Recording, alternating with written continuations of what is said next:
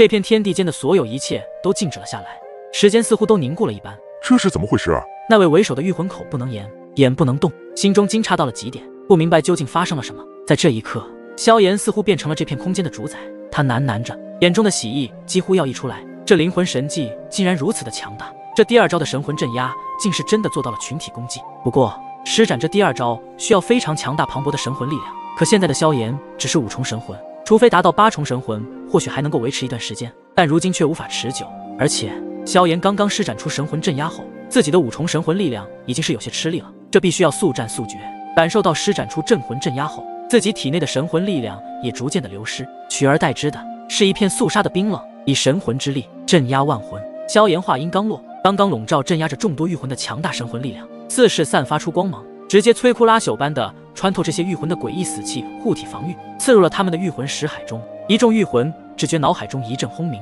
一时便陷入了呆滞。那竭力与萧炎神魂之力对抗的御魂防御全然崩溃，萧炎的神魂之力之威骤然爆升，霎时被笼罩在神魂镇压中的万名御魂全身扭曲起来，痛苦不堪。直接在下一刻，这些御魂的身躯被压缩成团后再度爆开，形成了魂雾，个个失去了生机，就连诡异死气都被镇压得死死的，没有任何的抗拒之力，瞬间秒杀。在萧炎以5重神魂力量下施展出的灵魂神技神魂镇压的攻击下，刚刚出现的万名御魂刹那间尽数陨落，无一幸存。就连那为首的御魂此刻睁大了眼睛，眼中皆是惊惧，直至到最后他都不知道自己会被一名闯进这里的活人给击杀了。而其余那些想逃离此处的御魂不敢置信地看着萧炎，眼中同样被震惊所代替。对于他们来说，一瞬间就做到了秒杀这万名御魂基本是不可能的事情，可现在在萧炎的身上却是做到了，足以说明萧炎的战斗力已经强大到一种极其可怕的地步了。做完这一切，萧炎的神魂力量很明显的下降了很多，看来这神魂镇压需要非常庞大的神魂力量才能够支撑，就连身体都是有些虚弱。不过萧炎身为炼药师，身上肯定必备恢复一些自身神元之气以及神魂力量的丹药，虽然说不能瞬间恢复，但至少也能够在一段时间内达到最好的效果。一枚丹药放入最中，萧炎闭合起漆黑的眸子，进入到了调息状态。刚刚的这一招神威惊人，半晌后那些想要逃离此处的御魂才回过神来，然后都来到了萧炎的身边。在见证了萧炎这可怕的力量后，一个个都是对萧炎产生了一丝希望，能够让他们逃离此处的机会。足足有万名御魂竟然在对方的这一招之下，数秒间就全部陨落了。这样的战绩久久没能在他们的震惊目光中消散。不过不得不说，他们晋级确实是一个幸运，竟然遇到了萧炎，险险地逃过一劫。时间一点一滴的流逝，终于萧炎一直紧闭的眼眸缓缓地睁开了。见到萧炎睁眼的那一刻，周围的御魂全部围着萧炎转悠，非常的波澜起伏，仿佛述说着对萧炎的感谢。不必言谢，咱们之间只是各取所需罢了。你刚刚说知晓灵动和沐尘2人的信息，现在能否告知我？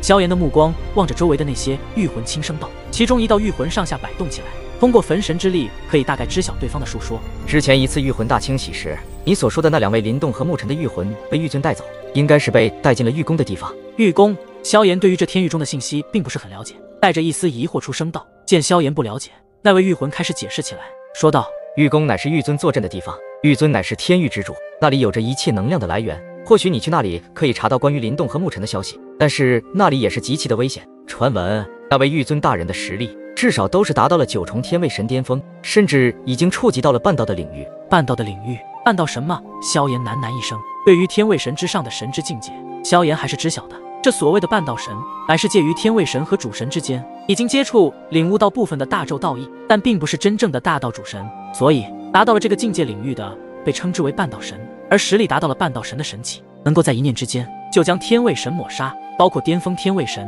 那股半道神力乃是大咒道之力，超脱了神界天位的力量。那样强大的存在，你可千万要小心了。天位神与半道神可不是差的一星半点，那简直就是能够碾压一切的恐怖存在。那位御魂小心翼翼地说道。萧炎也是点点头，那半道神的力量的确不是他目前能够抗衡的存在，即便是借助焚老的力量，也无法与之抗衡，因为焚老那半道神的力量可不是目前萧炎神体能够承受住的。之前便是试过一次，萧炎的神体差点被半道神力量撑爆。就算如今萧炎的实力达到了5重天位神巅峰，同样也是不行。半道神的力量就必须拥有可以承受半道神力的神体才行，不然就算是修炼到9重天位神的实力，也同样无法承受来自可以碾压一切的半道神力。这属实成为了萧炎的难题。但是灵动沐尘2人必须要找到，就算真的遇上天域之主的玉尊，萧炎也必须铤而走险救出他们2人，而且他们的神体已经被抹灭，只有被炼化成御魂的魂了。带我去玉宫，他们2人我必须找到。萧炎的声音不是很大，但可以听出来，刚刚的话非常的坚定，仿佛在说，